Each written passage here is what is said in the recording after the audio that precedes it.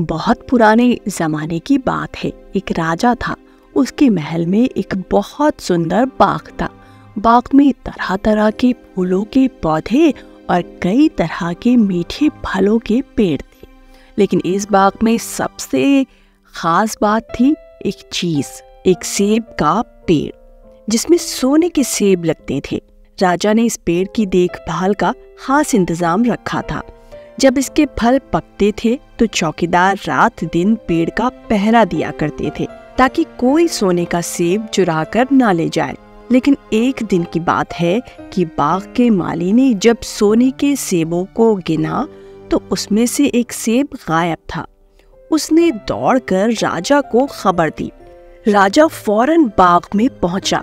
उसे ये देखकर बड़ा आश्चर्य हुआ कि देखभाल का इतना पक्का इंतजाम होने पर भी एक सेब किसी ने चुरा लिया। उसने ऐलान किया कि जो कोई सोने के सेब को चुराने वाले चोर का पता देगा उसे इनाम दिया जाएगा। सबसे बड़े राजकुमार ने राजा से कहा कि रात में वो पहरा देगा और चोर को पकड़ने की कोशिश करेगा। राजा ने उसको इसकी इजाजत दे दी। बड़ा राजकुमार रात में पहरा देने लगा, लेकिन 2 घंटे बाद ही उसे नींद आ गई और वो सो गया। सुबह उठकर जब उसने सेबों को गिना तो वो देखकर चकित रह गया कि रात भर में एक और सेब गायब हो गया। इसके बाद दूसरी रात को मंझले राजकुमार ने पहरा देने का काम संभाला। उसे भी नींद आ गई और तीसरा सेब चोरी हो गया। राजा बहुत चिंतित था। दरबारियों को भी समझ नहीं आ रहा था कि क्या किया जाए। सब लोग उदास बैठे थे कि इतने में सबसे छोटा राजकुमार आया और उसने कहा कि आज की रात मैं पहरा दूंगा और चोर को पकड़ लूंगा।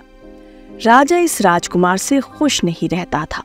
वह उसे मूर्ख भी मानता था और उसने उसे डांटते हुए कहा, तुम क्या समझते हो? क्या तुम्हें इसमें सफलता मिलेगी? तुमसे बड़े और तुमसे ज्यादा समझदार दोनों राजकुमार इस काम में असफल हो चुके हैं। तुम जाओ अपना काम करो। लेकिन छोटा राजकुमार नहीं माना। उसने राजा से प्रार्थना की कि उसे एक मौका जरूर दिया जाए। अंत में राजा राजी हो गया। राजकुमार रात में पहरा देने लगा। उसने तय किया कि वो किसी भी हालत में नहीं सोएगा और चोर को जरूर पकड़ेगा। जब आधी रात हुई और 12 बजे का आखिरी घंटा बजा तो राजकुमार ने देखा कि एक सुंदर सोने की चिड़िया कहीं से उड़ती हुई आई और सेब के पेड़ पर बैठ गई। उसने देखते देखते सोने का एक सेब तोड़कर अपनी चोंच में पकड़ लिया। राजकुमार ने फौरन निशाना साधकर तीर चला दिया, लेकिन तीर चिड़िया को नहीं लगा और वो पंख फड़फड़ाकर उड़ गई। हाँ, इतना जरूर हुआ कि उसका एक सुनहरा पंख टूटकर जमीन पर आ गिरा। दूसरे दिन सुबह राजकुमार ने राजा को सारी बात बता दी और वो सोने का पंख उनके सामने रख दिया। पंख इतना सुंदर और इतना कीमती था कि राजा उसे देखते ही रह गया। उसने कहा, अगर उस चिड़िया का एक पंख इतना सुंदर है तो वो पूरी चिड़िया कितनी सुंदर होगी। मैं चाहता हूँ कि उस चिड़िया को कोई पकड़ लाए। सबसे पहले बड़ा राजकुमार इस काम के लिए रवाना हुआ। चलते चलते वो एक जंगल में पहुंचा। वहां उसने एक लोमड़ी को एक पेड़ के नीचे आराम करते हुए देखा। राजकुमार ने मौका देखकर तीर अपने धनुष पर चढ़ा लिया। वो तीर छोड़ने ही वाला था कि लोमड़ी ने चिल्लाकर कहा, राजकुमार, मुझे मत मारो। मुझे पता है कि तुम सोने की चिड़िया की खोज में निकले हो। तुम मेरी राय मानो तो तुम्हारा काम जल्द ही पूरा हो जाएगा। तुम इसी रास्ते से सीधे चले जाओ। शाम होने पर तुम एक गांव में पहुंचोगे। वहां तुम्हें आमने सामने 2 सराय मिलेंगी। एक सराय खूब सजी धजी और सुंदर सी होगी, लेकिन तुम उसमें मत ठहरना। तुम उसके सामने वाली दूसरी सराय में ठहरना, जो बहुत मामूली और देखने में भी भद्दी सी होगी। ऐसा करने पर तुम्हारा काम आसानी से पूरा हो जाएगा। लोमड़ी की बात सुनकर राजकुमार को हंसी आ गई। उसने डांट कर कहा, भाग जा यहाँ से, मुझे तुम्हारी सलाह की जरूरत नहीं है। ये कहकर उसने तीर छोड़ दिया। लेकिन लोमड़ी बहुत चालाक थी। वो बचकर निकल भागी। राजकुमार आगे चलता गया। शाम को जब वो एक गांव में पहुंचा तो उसने देखा कि वहां सड़क के किनारे सचमुच 2 सराय थी। उनमें से एक सराय खूब सजी सजाई थी और उसके अंदर से लोगों के नाचने गाने की आवाजें आ रही थी। दूसरी सराय भद्दी सी थी और वहां अंधेरा घिरा हुआ था। राजकुमार सजी सजाई सराय में ठहर गया। थोड़ी देर में वो भूल गया कि वो असल में सोने की चिड़िया की खोज में निकला था। उधर जब काफी समय बीत गया और बड़ा राजकुमार नहीं लौटा तो मंझला राजकुमार सोने की चिड़िया की खोज में चल पड़ा। वो उसी तरह चलते चलते जंगल में पहुंचा तो वही लोमड़ी उसे मिल गई। इस राजकुमार ने भी लोमड़ी की बात पर कोई ध्यान नहीं दिया। जब वो शाम को उस गांव में पहुंचा तो बड़े राजकुमार की तरह सजी सजाई सराय में ठहरा। वहां के नाच रंग में मस्त होकर वो भी अपना काम भूल गया, यहाँ तक कि उसे घर लौटने की भी सुध न रही। अंत में सबसे छोटे राजकुमार ने राजा से कहा कि मैं सोने की चिड़िया की खोज में जाऊंगा। राजा को विश्वास था कि जब उससे बड़े दोनों राजकुमार इस काम में सफल नहीं हुए तो इसे और भी सफलता नहीं मिलेगी, लेकिन उसके जिद करने पर राजा ने उसे इजाजत दे दी। छोटा राजकुमार तैयार होकर सोने की चिड़िया की खोज में निकला। जंगल में उसे भी लोमड़ी मिली। राजकुमार ने लोमड़ी की बात को ध्यान से सुना और लोमड़ी से कहा, ठीक है, तुम जैसे कह रही हो मैं वैसा ही करूंगा। अब तुम जाओ, मैं तुम्हें नहीं मारूंगा। इस पर लोमड़ी खुश होकर बोली, तुम सबसे अच्छे लड़के मालूम होते हो। तुमने मेरी बात का मजाक नहीं उड़ाया और मुझ पर तीर भी नहीं चलाया। मैं तुमसे खुश हूँ और तुम्हारी मदद करूंगी। आओ, तुम मेरी पूंछ पर बैठ जाओ, मैं तुम्हें उस सराय तक पहुंचा देती हूँ। देखते ही देखते लोमड़ी की पूंछ काफी बड़ी हो गई और राजकुमार उस पर बैठ गया। उसके बैठते ही लोमड़ी हवा में उड़ने लगी और थोड़ी ही देर में मैदानों और पहाड़ों को पार करके उसी गांव में जा पहुंची। राजकुमार ने उसकी सलाह को मानकर छोटी और पुरानी सराय में ही डेरा डाल दिया। वो दूसरी सजी सजाई सराय से दूर ही रहा। दूसरे दिन सुबह उठकर जब वो आगे बढ़ा तो कुछ दूर चलने पर उसे वो लोमड़ी फिर से रास्ते में मिल गई। लोमड़ी ने उससे कहा, अब मैं तुम्हें बताती हूँ कि आगे तुम्हें क्या करना चाहिए। तुम सीधे चलो। आगे चलने पर तुम्हें एक बहुत बड़ा किला मिलेगा जिस पर सिपाही लोग पहरा दे रहे होंगे। तुम सिपाहियों से डरना मत और सीधे अंदर चले जाना, क्योंकि वे इस समय सो रहे होंगे। तुम बेधड़क होकर किले में घुसते चले जाना और उनके कमरों को पार करते हुए उस जगह पहुंच जाना जहां लकड़ी के एक मामूली से पिंजरे में सोने की चिड़िया बंद है। तुम चिड़िया को पिंजरे सहित उठाकर किले से बाहर ले आना, लेकिन एक बात याद रखना, चिड़िया के पिंजरे के पास ही एक बहुत सुंदर सा सोने का पिंजरा भी रखा होगा। तुम भूलकर भी चिड़िया को उस पिंजरे में मत रखना। अगर तुम उसे लकड़ी के पिंजरे में से निकालकर सोने के पिंजरे में रखने की कोशिश करोगे तो बाद में पछताओगे। ये कहकर लोमड़ी ने राजकुमार को फिर से अपनी पूंछ पर बिठाया और थोड़ी ही देर में उसको किले के पास पहुंचा दिया। राजकुमार ने किले के पास जाकर देखा कि सचमुच उसके पहरेदार सो रहे थे। वो बिना डरे सीधे महल में घुस गया और थोड़ी ही देर बाद वो उस कमरे में जा पहुंचा जहां सोने की चिड़िया एक पिंजरे में बैठी हुई थी। पिंजरे के पास ही सोने के 3 सेब पड़े हुए थे। इन सेबों को देखकर राजकुमार ने फौरन पहचान लिया कि ये सेब उसके पिता के बाग के ही है। सोने की चिड़िया इतनी सुंदर थी कि राजकुमार उसको देखता ही रह गया। वो उसको उठाकर लाने ही वाला था कि उसकी नजर पास ही पड़े एक सुंदर से पिंजरे पर पड़ी। वो पिंजरा बहुत सुंदर था और उसमें तरह तरह के कीमती पत्थर जड़े हुए थे। सोने की चिड़िया के लिए वो पिंजरा ठीक मालूम पड़ता था। राजकुमार लोमड़ी की बात को भूल गया और उसने सोने की चिड़िया को लकड़ी के पिंजरे से निकालकर सोने के पिंजरे में बंद कर दिया। लेकिन नए पिंजरे में आते ही चिड़िया ने खूब जोर जोर से शोर मचाना शुरू कर दिया। राजकुमार पिंजरे को उठाकर कमरे से बाहर भी नहीं निकल पाया था कि बहुत से सिपाही कमरे में घुस आए और उन्होंने राजकुमार को पकड़ लिया।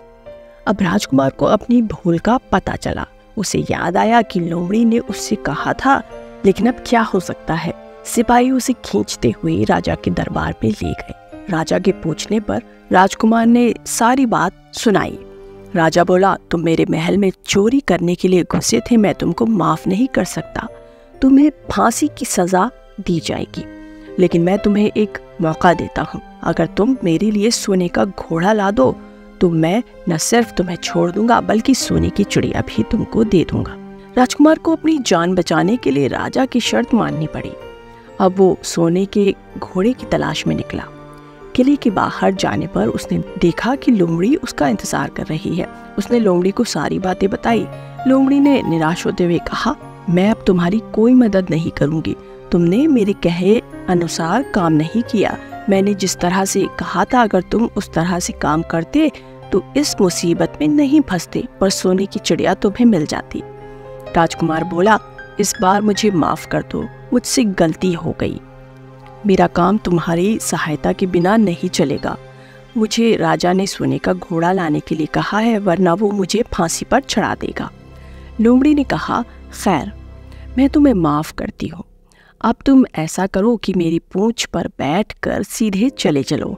कुछ दूर जाने पर तुम्हें एक दूसरा किला मिलेगा। उसी किले की घुड़साल में तुम्हें सोने का घोड़ा बंधा हुआ मिलेगा। महल के नौकर चाकर सब सो रहे होंगे। तुम चुपचाप जाना और घोड़े को खोल लेना। लेकिन एक बात याद रखना, वहाँ घोड़े के पास ही घोड़े पर कसने के लिए 2 जीनें रखी होंगी। उसमें से एक तो पुरानी चमड़े की जीन होगी और दूसरी सोने की जीन होगी। तुम सोने की जीन को छूना भी मत और उस घोड़े पर पुरानी चमड़े की जीन को कसकर सवार हो जाना और उसे दौड़ाते हुए किले से बाहर ले आना। राजकुमार ने वादा किया कि वो ठीक ठीक पैसा ही करेगा।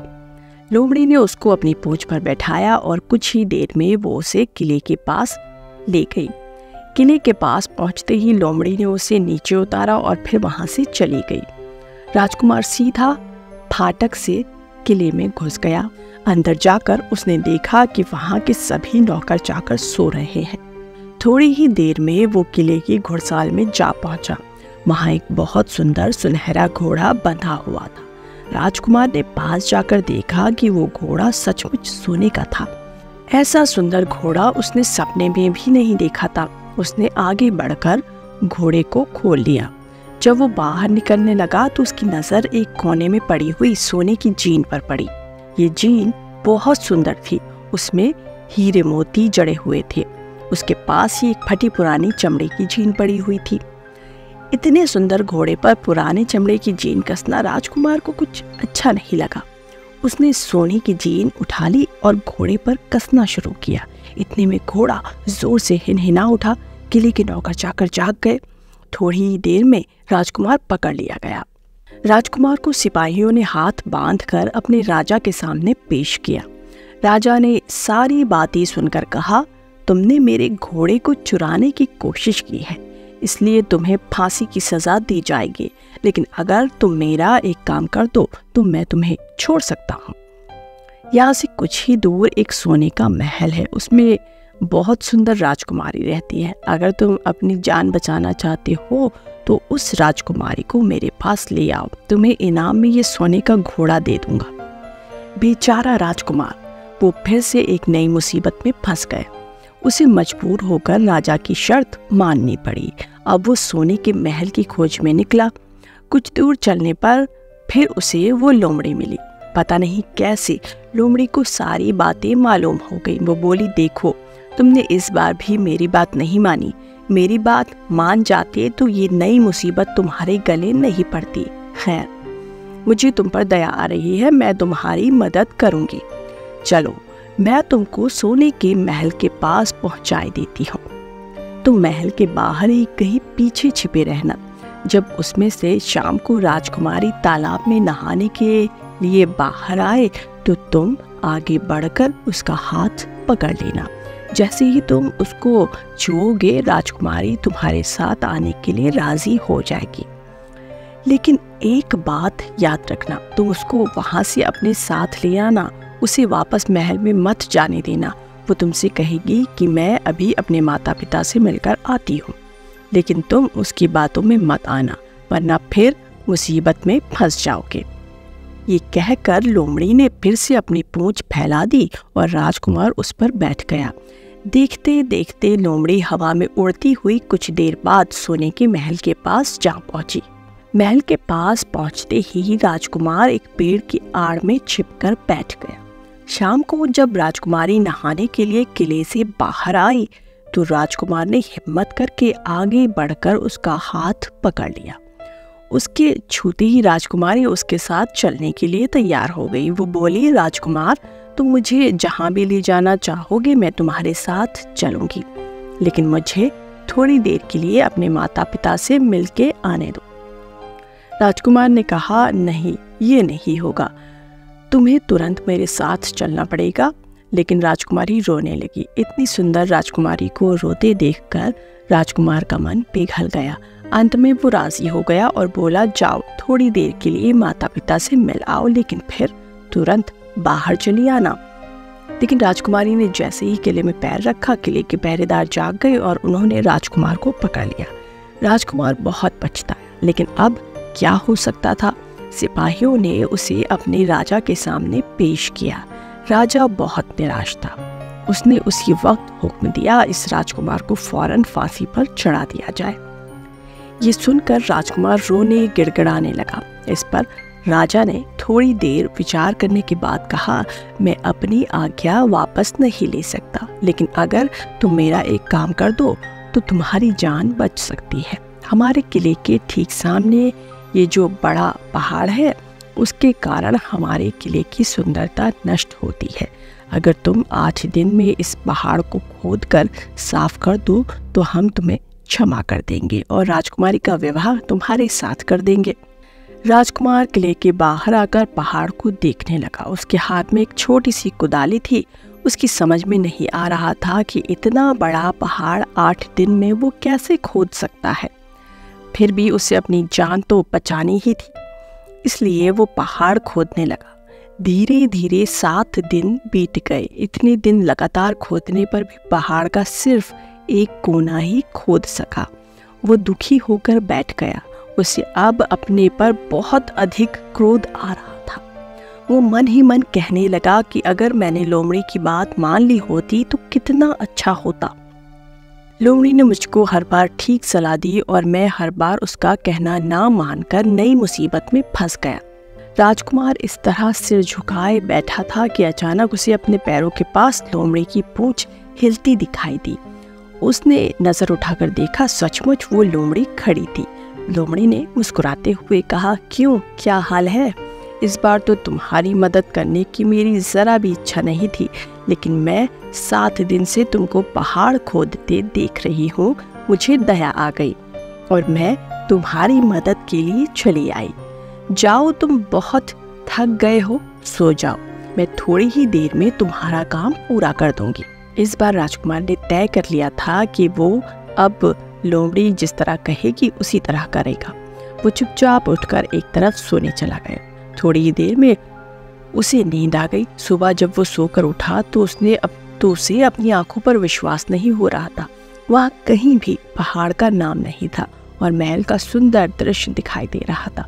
राजकुमार सीधा राजा के पास पहुंचा। राजा उसके काम पर बहुत खुश था। उसने तुरंत अपने वादे के अनुसार राजकुमारी के साथ उसका विवाह कर दिया। जब राजकुमार उस सुंदर राजकुमारी के साथ दूर चला तो उसे रास्ते में फिर वो लोमड़ी मिली। लोमड़ी बोली, बधाई हो राजकुमार, राजकुमारी के साथ तुम्हें देखकर मुझे बड़ी खुशी हो रही है, लेकिन अब तुम्हें सोने का घोड़ा और सोने की चिड़िया भी प्राप्त करनी चाहिए, क्योंकि वे दोनों चीजें तुम्हारे ही लायक हैं और तुम उन्हें आसानी से प्राप्त कर सकते हो। राजकुमार बोला, लेकिन भला मुझे सोने का घोड़ा और सोने की चिड़िया कैसे मिल सकती है? मैं तो इस राजकुमारी को भी उस राजा के लिए ले जा रहा हूँ। लोमड़ी ने कहा, नहीं, तुम ऐसा काम कभी मत करना। इस राजकुमारी के साथ तुम्हारा विवाह हुआ है और ये अब तुम्हारी ही है। अगर तुम मेरे कहने के अनुसार काम करोगे तो तुम्हें सोने का घोड़ा और सोने की चिड़िया भी मिल सकती है। तुम पहले इस राजकुमारी को लेकर सोने के घोड़े वाले राजा के पास जाओ। राजा खुश होकर तुमको सोने का घोड़ा दे देगा। तुम घोड़े पर सवार हो जाना और सवार होकर सबसे विदा लेना। राजकुमारी से तुम सबसे बाद में विदा लेना। जैसे ही तुम राजकुमारी के पास पहुंचो, तुम उसे हाथ से पकड़कर घोड़े के ऊपर खींच लेना और घोड़ा दौड़ा देना। सोने का घोड़ा इतना तेज दौड़ता है कि दुनिया का तेज से तेज घोड़ा भी उसकी बराबरी नहीं कर सकता।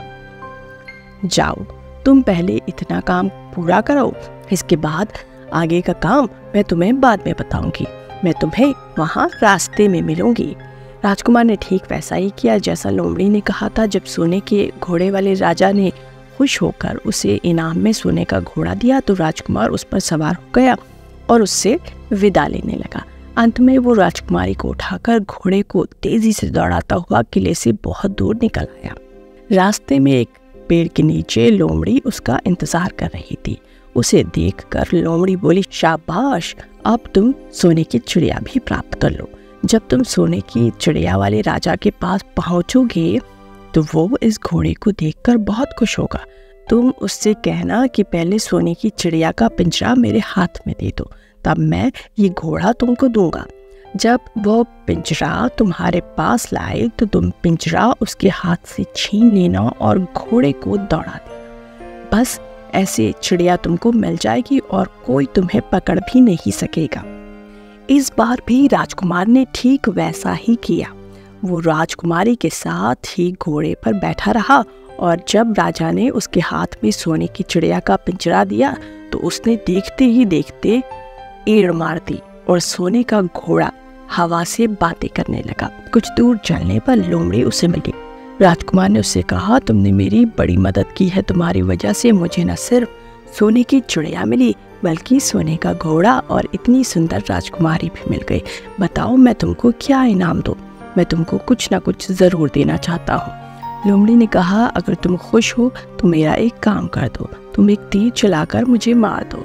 इस समय तुम यही सबसे बड़ा काम मेरे लिए कर सकते हैं। राजकुमार ने कहा, भला ये कैसे हो सकता है? तुमने मेरी इतनी मदद की और मैं तुम्हें मार दूं? मुझसे ये नहीं होगा।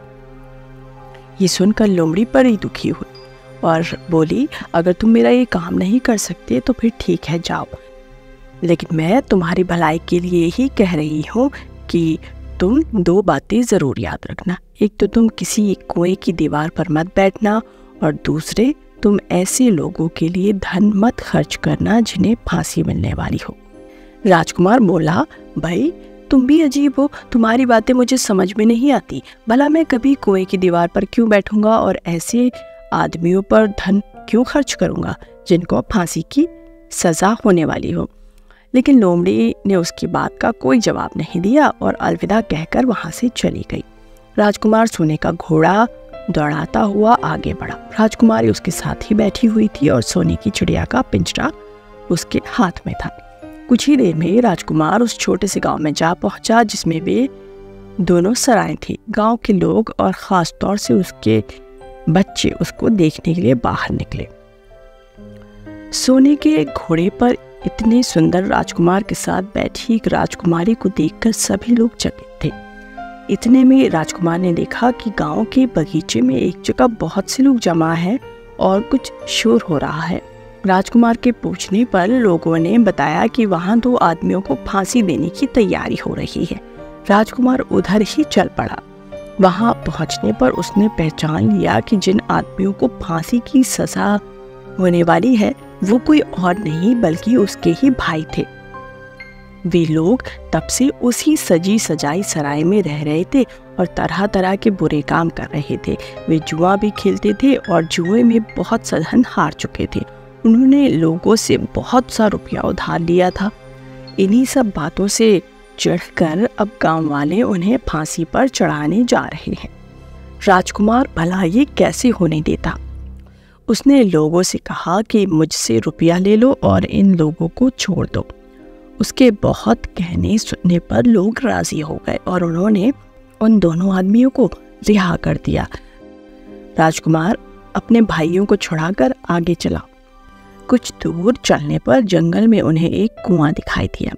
राजकुमार ने कहा कि कुछ देर कुएं के पास आराम करते हैं, वहाँ ठंडा पानी पीने के बाद हम लोग आगे चलेंगे। अब तक वो ये भी भूल चुका था कि लोमड़ी ने विदा होते समय उससे क्या कहा था। वो घोड़े से उतरकर कुएं की दीवार पर बैठ गया और आराम करने लगा। उसके दोनों भाइयों ने मौका देकर उसे कुएं में धकेल दिया। इसके बाद उन्होंने घोड़े पर राजकुमारी को डाला और सोने की चिड़िया का पिंजरा उड़ाया और वहां से चलते बने। कुछ ही देर में वे लोग अपने राज्य में लौट आए। घर लौटकर उन्होंने राजा से कहा, हम लोग सोने की चिड़िया को पकड़ लाए हैं। इसी चिड़िया ने हमारे बाग में से सोने के सेब चुराए थे। इसके साथ ही हम ये सोने का घोड़ा और राजकुमारी भी लाए हैं। राजा बहुत खुश हुआ। सारे राज्य के लोग खुशियां मनाने लगे, लेकिन राजकुमारी खुश नहीं थी। वो बराबर रोती रहती थी। उसने खाना पीना छोड़ दिया। यही नहीं, घोड़े ने भी दाना पानी बंद कर दिया और सोने की चिड़िया भी उदास रहने लगी। राजा ने बहुत कोशिश की, लेकिन ना तो वो राजकुमारी खुश हुई और ना सोने के घोड़े और सोने की चिड़िया ने दाना खाना शुरू किया। उधर छोटा राजकुमार कुएं में गिर गया था, लेकिन वो मरा नहीं। कुआं बहुत गहरा था, लेकिन उसमें पानी बहुत थोड़ा था। वो कुएं में बैठा बैठा अपने भाग्य को कोसता रहा। अब उसे फिर से उसी लोमड़ी की याद आई और वो पछताने लगा कि अगर मैंने उसका कहना मान लिया होता तो मैं मुसीबत में न फंसता। राजकुमार ने जैसे ही लोमड़ी को याद किया, लोमड़ी ना मालूम कैसे कुएं के मुंह पर आ पहुंची और बोली, देखो राजकुमार, मैंने पहले ही तुम्हें समझाया था कि किसी कुएं की दीवार पर मत बैठना और ऐसे आदमियों की मदद मत करना जिन्हें फांसी दी जाने वाली हो, लेकिन तुम नहीं माने। खैर चलो, अब आखिरी बार मैं फिर तुम्हारी मदद किए देती हूँ। लो, मेरी पूंछ पकड़कर कुएं से बाहर निकल आओ। देखते ही देखते पूंछ इतनी लंबी हो गई कि कुएं के पेंदे में राजकुमार के पास जा पहुंची। राजकुमार उसे पकड़कर कुएं से बाहर निकल आया। लोमड़ी ने उससे कहा, जाओ, अब तुम अपने घर जाओ, लेकिन जरा होशियार रहना, तुम्हारे भाई तुम्हारी जान के दुश्मन हैं। वे लोग जरूर तुमको ढूंढ रहे होंगे। राजकुमार घर की ओर चल पड़ा। अपने राज में पहुंचने पर उसे एक भिखारी मिला। भिखारी को उसने अपने सुंदर कपड़े दान में दे दिए और उनके भद्दे पुराने कपड़े पहन लिए। इस तरह भेष बदलकर वो अपने किले में पहुंचा। वहां उसके पहुंचने पर एक बड़ी आश्चर्यजनक बात हुई। सोने का घोड़ा खुशी से हिनहिनाने लगा और दाना खाने लगा। सोने की चिड़िया भी अपने पिंजरे में खुशी से फुदकने लगी और गाना गाने लगी। राजकुमारी ने अपने आंसू पोंछ डाले और वो भी खुश दिखाई देने लगी, लेकिन राजा की समझ में कुछ नहीं आया। उसने राजकुमारी से इसका कारण पूछा तो वो बोली, मैंने तो पहले ही आपको सारी कहानी बता दी। आपके बड़े और मंझले राजकुमार ने छोटे राजकुमार के साथ धोखा किया। इन्होंने आपको भी धोखा दिया, लेकिन अब आपका छोटा राजकुमार यहाँ पर आ पहुँचा है, इसीलिए मुझे बहुत खुशी हो रही है। उसी के साथ मेरी शादी हुई है और मैं उसके साथ ही सुखी रह सकती हूँ। फिर उसने मैले कुचले कपड़े पहने एक आदमी की ओर इशारा करते हुए कहा, वो रहा आपका छोटा राजकुमार। राजा ने भी अपने छोटे लड़के को पहचान लिया। अब राजा ने अपने छोटे बेटे के बारे में अपने विचार बदल दिए। अब वो उसको बहुत समझदार और बहुत बहादुर मानने लगा और उससे बहुत अधिक प्यार करने लगा। उसने उसको राजगद्दी पर बिठाने का निश्चय किया। बड़े और मंझले राजकुमार ने अपने छोटे भाई को ही धोखा नहीं दिया था, बल्कि राजा को भी धोखा दिया था। इससे राजा उनसे बहुत नाराज था। उसने उन दोनों को अपने राज्य से निकलवा दिया। इसके बाद बड़ी धूमधाम के साथ राजकुमारी के साथ राजकुमार का विवाह हुआ और दोनों खुश रहने लगे। लेकिन राजकुमार उस लोमड़ी को नहीं भूला जिसने उसकी सहायता की थी। एक दिन समय निकालकर वो जंगल में उस लोमड़ी की खोज में निकला। बहुत ढूंढने के बाद एक पेड़ के खोखले भाग में उसने उस लोमड़ी को चुपचाप बैठा देखा। लोमड़ी बहुत उदास थी और पहले से बहुत ज्यादा दुबली हो गई थी। राजकुमार को भी देखते ही लोमड़ी ने पहचान लिया और कहा, आह, कहो राजकुमार, आज इधर कैसे भूल पड़े? राजकुमार ने कहा, मैं आज तुम्हें ही ढूंढने के लिए आया हूँ। चलो मेरे बाग में आराम से रहना, वहाँ तुम्हें किसी तरह की तकलीफ नहीं होगी। यहाँ तो जंगल में तुम्हें खाने पीने की तकलीफ होती होगी और जंगली जानवरों और शिकारियों का डर बना रहता होगा। लोमड़ी ने कहा, नहीं राजकुमार, मैं यहाँ ठीक हूँ और भला अब तुम्हें मेरे दुख से क्या लेना देना? तुम्हारा काम निकल गया, अब तुम सुख से अपने राज में रहो। राजकुमार बोला, नहीं, तुमने मेरा बड़ा उपकार किया। मैं तुम्हें इनाम देना चाहता हूँ और अपने साथ ही रखना चाहता हूँ। राजकुमारी भी बहुत खुश होगी, वो भी तुमसे मिलना चाहती है। लोमड़ी बोली, अगर तुम सचमुच मुझे इनाम देना चाहते हो तो मेरा एक काम कर दो। मैंने तुमसे पहले भी कहा था कि तुम तीर चलाकर मुझे मार दो, इसी से मेरा लाभ होगा। असल में एक जादूगर ने मुझ पर जादू कर रखा है। मैं लोमड़ी नहीं हूँ, मुझे उसके जादू के प्रभाव से लोमड़ी के रूप में रहना पड़ रहा है। मैं तो उसी देश का राजकुमार हूँ जहाँ की राजकुमारी से तुम्हारा विवाह हुआ है। असल में वो राजकुमारी मेरी छोटी बहन है। अगर तुम तीर चलाकर मुझे मार दोगे तो इस जादू से मुझे मुक्ति मिल जाएगी और मैं फिर से अपने देश लौट सकूंगा। राजकुमार को ये सुनकर बड़ा आश्चर्य हुआ। उसने फौरन अपने धनुष पर तीर चढ़ाया और लोमड़ी की ओर छोड़ दिया। तीर के लगते ही लोमड़ी मर गई और उसमें से एक सुंदर सा राजकुमार निकल आया। फिर दोनों राजकुमार आपस में गले मिले। इसके बाद दोनों राजकुमार वापस महल में लौट आए। वहाँ राजकुमारी अपने भाई से मिलकर बहुत खुश हुई।